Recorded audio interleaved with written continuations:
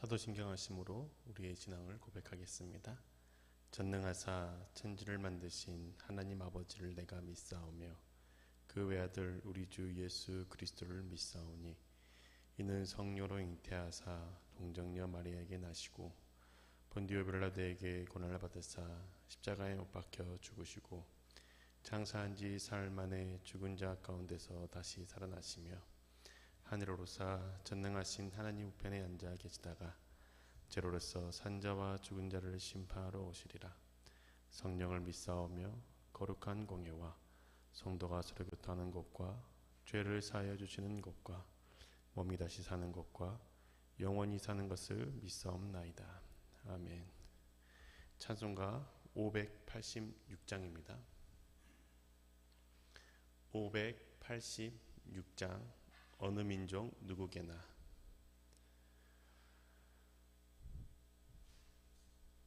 586장 함께 찬양하시겠습니다.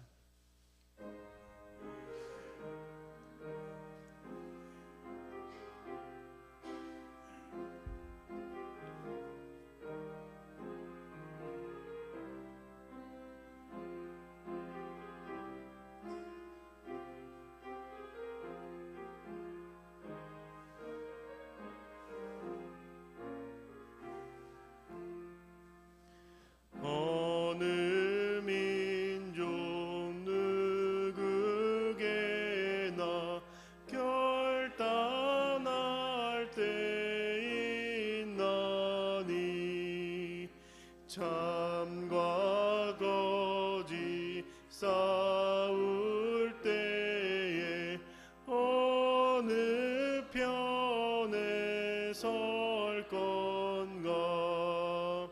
주가 주신 새 목표가 우리 앞에 보이니 빛과 어둠 사이에서 선택하며 살리라. 고상하고 아름답다 진리 편에 서느니. 진리 위에 억압받고 명예이익 이뤄도 비겁한 자 물러서나 용감한 자 굳세게 낙심한 자 돌아오는 그날까지 서리라. 순교자의 빛을 따라 주의 뒤를 쫓아서 십자가를 등에 지고 암만 향해 가리라. 새 시대는 새 사명을 우리에게 주나니. 진리 따라 사는 자는 전진하리 언제나. 악이 비록 성하여도 진리 더욱 강하다. 진리 따라 살아갈 때 어려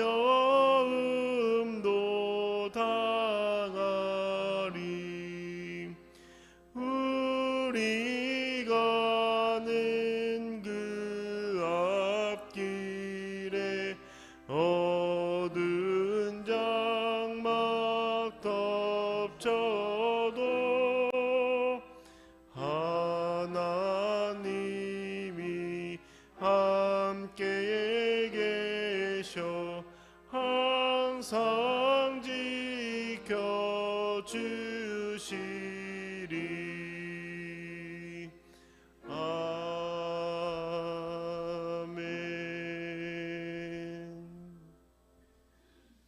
오늘에게 주신 하나님의 말씀은 잠언 31장입니다. 잠언 31장 1절에서 9절입니다. 잠언 31장 1절에서 9절의 말씀을 한 절씩 교독하겠습니다.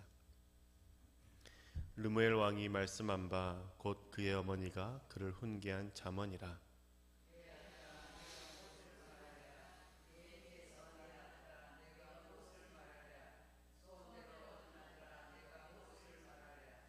내 힘을 여자들에게 쓰지 말며 왕들을 멸망시키는 일을 행하지 말지어다.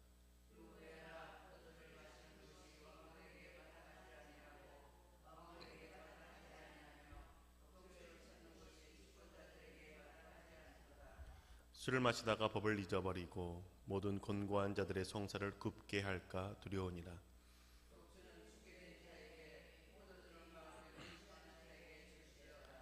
그는 마시고 자기의 빈궁한 것을 잊어버리겠고 다시 자기의 고통을 기억하지 아니하리라.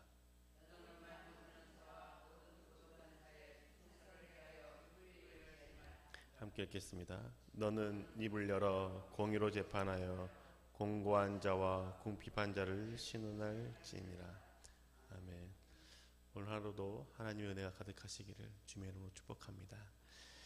오늘과 내일은 잠언의 마지막 장인 31장에 대해서 함께 살펴보기를 원합니다. 잠언은 총 31장으로 되어 있는데 1장부터 29장까지는 솔로몬의 잠언입니다.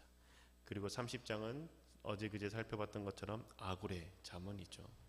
아굴은 하나님께 지혜를 구하는 자였고 자연의 모습을 통해서도 깨달음을 얻었습니다. 오늘은 르무엘의 잠언입니다. 근데 르무엘은 누구일까요? 르무엘은 구약에서 이 이름이 언급된 곳은 잠언 31장 이곳밖에 없습니다. 그렇게 르무엘이 누구인지 정확히 알 수는 없습니다. 그런데 유대인 전통에서는 르무엘을 곧 솔로몬이라고 생각하고 솔로몬으로 보고 있습니다. 아굴을 솔로몬으로 보는 것과 같은 것이죠. 미드라시나 탈무드 같은 유대교 문헌에서 르무엘을 솔로몬으로 이해하는 겁니다. 그런데 솔로몬으로 이해하기에는 조금 무리가 있습니다. 그런데 르무엘이 누구인지 우리가 좀 알 수 없지만 르무엘의 이름의 뜻을 통해서 의미는 찾을 수가 있습니다. 르무엘의 히브리어 뜻은 하나님께 속한 자, 하나님의 것입니다. 즉 르무엘은 특정 인물, 어떤 왕으로 보는 것도 맞지만 찾는 것도 좋겠지만 하나님께 속한 사람, 하나님의 것인 사람 모두를 이해하는 것을 나쁘지 않습니다. 그 르무엘의 어머니가 르무엘에게 가르치는 그 말씀들을 통해서 우리가 어떻게 살아가야 되는지에 대해서 함께 생각해 보기를 원합니다. 르무엘의 어머니가 르무엘에게 간절하게 말합니다. 무엇을 말하랴? 3번이나 강조하죠. 2절의 말씀입니다. 내 아들아, 내가 무엇을 말하랴? 내 태에서 난 아들아, 내가 무엇을 말하랴? 서원대로 얻은 아들아, 내가 무엇을 말하랴? 무엇을 말하랴? 무엇을 말하랴? 무엇을 말하랴? 3번이나 말하는 것은 강조해서 하는 이야기죠. 이처럼 강조해서 하는 이유가 무엇일까요? 하나님께서 주신 아들에게 하나님께서 원하시는 바를 가르치기 위해서 3번이나 강조해서 알려주는 겁니다. 하나님의 자녀로서 무엇을 조심해야 되고 어떻게 살아가야 되는지에 대해서 알려주는 것이죠. 구약의 세계관에서는 자녀는 하나님께서 주시는 겁니다. 하나님께서 태를 열어주셔야만 자녀를 갖는 것이죠. 아브라함도 자녀가 없었지만 하나님께서 약속하심으로써 자녀를 얻지 않았습니까? 구약의 아내 라헬도 자녀가 없었지만 하나님께서 허락해 주셔서 자녀를 낳을 수 있었습니다. 이처럼 구약에서 자녀는 하나님께서 허락해 주신 선물입니다. 하나님께 속한 자이고 하나님의 것이 자녀인 것이죠. 그렇기에 하나님의 자녀로서 너가 어떻게 살아가야 되는지에 대해서 그의 어머니가 가르쳐주고 강조해서 말하는 겁니다. 반드시 듣고 반드시 행하라는 것이죠. 어머니가 강조해서 하는 말은 가장 첫 번째는 욕망을 조심하는 것입니다. 3절의 말씀이죠. 내 힘을 여자에게 쓰지 말며 왕들을 멸망시키는 일을 행하지 말지어다. 여자들에게 힘을 쓰지 말라라고 말합니다. 이건 단순히 정욕과 쾌락만을 쫓는 자가 되지 말라라는 것이 아니라 너의 힘을 너의 그 탐심, 정욕, 욕심을 쫓아 쓰지 말라라고 이야기하는 것이죠. 즉 정략 결혼도 포함되어 있다는 겁니다. 솔로몬이 자신의 힘을 여자들에게 쏟은 결과 어떻게 되었습니까? 다른 나라의 공주들과 정략적으로 결혼했습니다. 그래서 솔로몬에게는 1000명이나 되는 아내가 있지 않았습니까? 그런데 그 솔로몬의 끝은 어땠습니까? 하나님을 떠나 하나님을 외면하고 이방신을 섬기는 자가 되었습니다. 국제관계에서 다른 나라와 좋은 관계를 맺을 수 있을 거라 생각하고 여자들하고 결혼하는 것을 힘썼던 것이죠. 그뿐만 아니라 솔로몬의 아버지인 다윗은 어땠습니까? 자신의 힘으로 남편이 있는 여자를 소유하고자 사용하는 데 힘을 썼습니다. 충성된 우리아의 아내를 빼내서 동침했고 그 사실을 숨기기 위해서 왕의 권력을 사용해서 우리아를 죽게 했습니다. 그리고 그 결과 밧세바를 아내로 삼았고 밧세바와 낳은 아들이 솔로몬이지 않습니까? 왕의 권력을 자신의 정욕과 쾌락을 채우는 데 사용한다면 그것은 망하는 지름길이라는 것을 가르쳐주는 것이죠. 왕에게만 해당하는 말이 아니라 이 땅을 살아가는 하나님께 속한 우리 모두에게 하시는 말씀입니다. 남자나 여자나 자신의 욕구를 충족하는데 자신의 욕망을 해소하는데 힘을 쏟는다면 그것은 결국 망하는 길로 가게 되는 것이죠. 이걸 그 하나님께 속한 자의 어머니가 가르쳐 주는 겁니다. 두 번째로 가르치는 것은 술을 탐하지 말라라는 겁니다. 4절과 5절의 말씀입니다.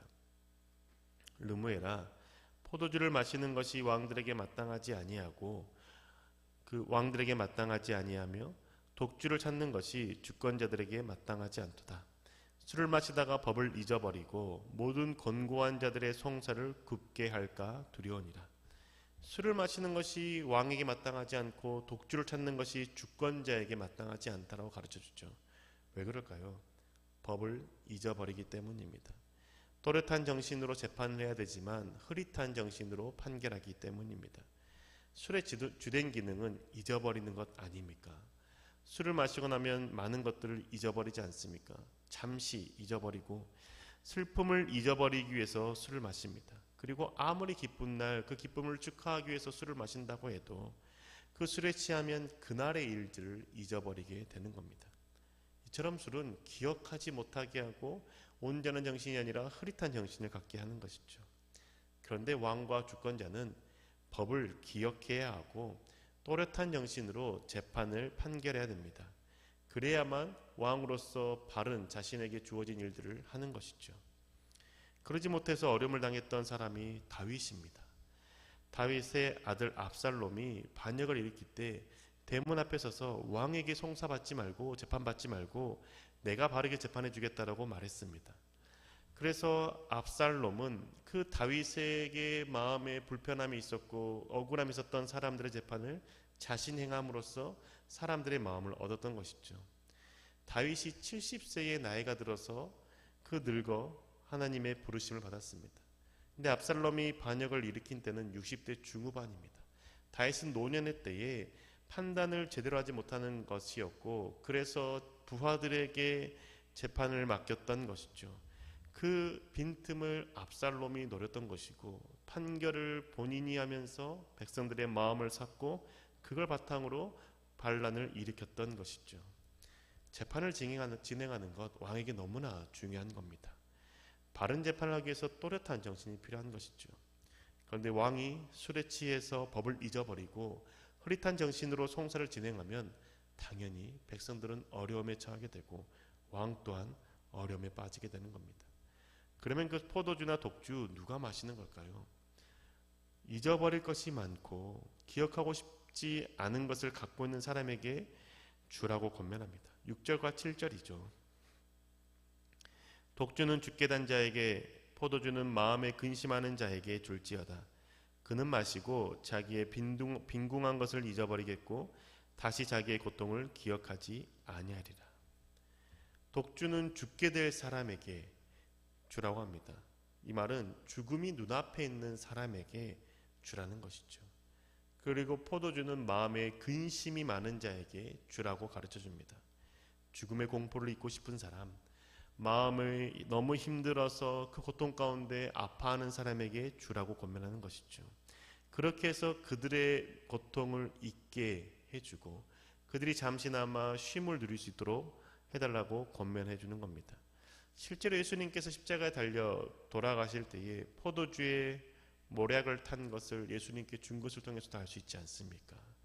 고통을 잠시 잊게 하기 위한 자비로 그 포도주, 독주를 주는 것이죠. 그렇다면 우리는 술을 언제 마실 수 있을지를 생각해 볼 수 있습니다.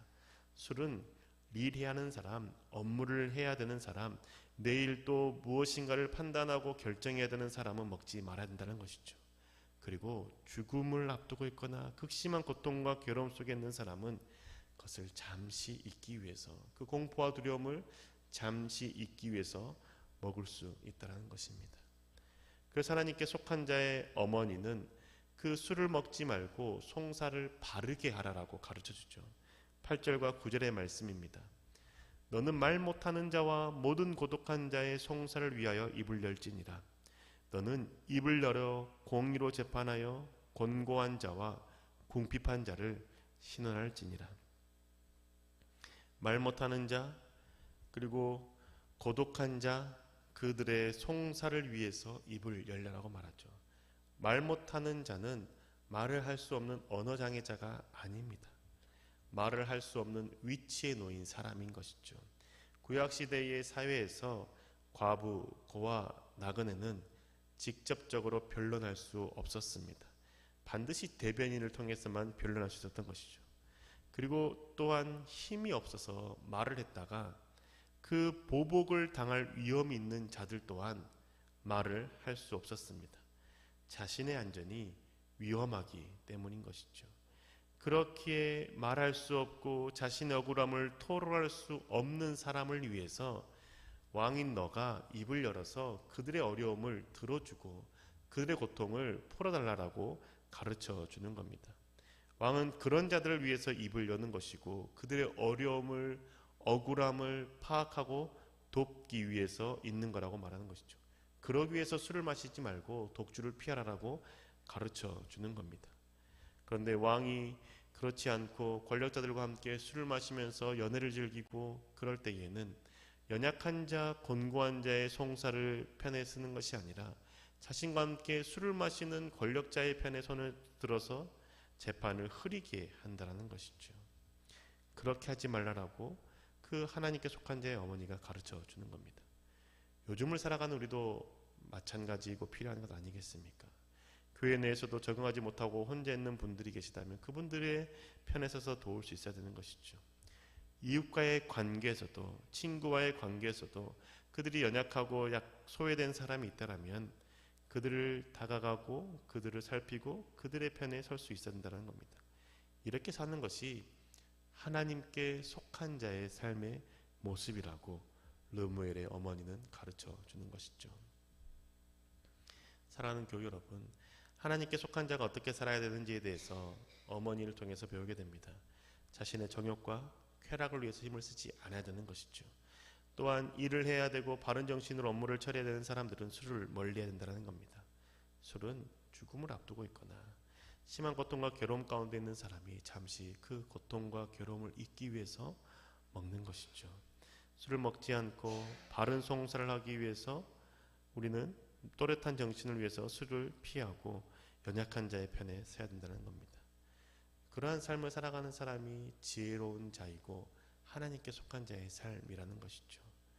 저와 여러분이 쾌락을 쫓지 않고 술을 가까이 하지 않으며 연약하고 소외된 자를 도우면서 하나님께 속한 자로서의 삶을 살아가는 그 은혜를 누리는 저와 여러분 되시기를 주의 이름으로 축복합니다. 기도하겠습니다. 주님, 우리 가운데 가르쳐 주심에 감사를 드립니다. 우리 가운데 있는 작은 힘마저도 나의 정욕과 나의 쾌락을 쫓기 위해 사용하고 있지는 않는지 돌아보게 하여 주심에 감사를 드립니다. 또한 주님, 하나님께서 맡기신 일을 명확하고 정확하게 판단하며 연약한 자를 돕기 위해서 또렷한 정신으로 살아가야 됨에도 불구하고 그것을 지친다고, 힘들다고, 회피하고 외면하고 싶은 마음은 우리 가운데 없는지 돌아보게 하심 또한 감사를 드립니다. 하나님, 우리가 하나님께 속한 자로서 하나님이 원하시는 삶을 살아가기 원하오니 우리 가운데 깨닫게 해주시고 그것을 또한 자녀들에게 가르치게 하여 주셔서 나뿐만 아니라 자녀들 또한 하나님께 속한 자로서 하나님의 자녀로서 삶을 살아갈 수 있도록 우리 가운데 지혜를 더하여 주옵소서. 우리 가운데 언제나 함께 하시 역사할 줄 믿사오며 살아계신 우리 주 예수 그리스도 이름으로 기도드립니다. 아멘. 하늘에 계신 우리 아버지여, 이름이 거룩히 여김을 받으시오며 나라가 임하시오며 뜻이 하늘에서 이루어진 것 같이 땅에서도 이루어지이다. 오늘 우리에게 일용할 양식을 주시옵고 우리가 우리에게 죄 지은 자를 사하여 준 것 같이 우리 죄를 사하여 주시옵고 우리를 시험에 들게 하지 마시옵고 다만 악에서 구하시옵소서. 나라와 권세와 영광이 아버지께 영원히 있사옵나이다. 아멘.